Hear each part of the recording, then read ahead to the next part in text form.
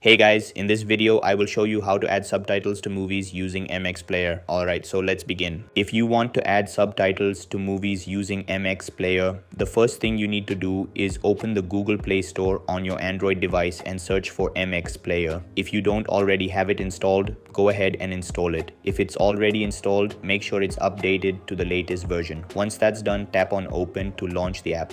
MX Player is developed by MX Player and is widely used for playing different video formats. After opening the app, you can browse through the videos stored on your phone. Simply go to your Movies or Videos folder and select the movie you want to watch.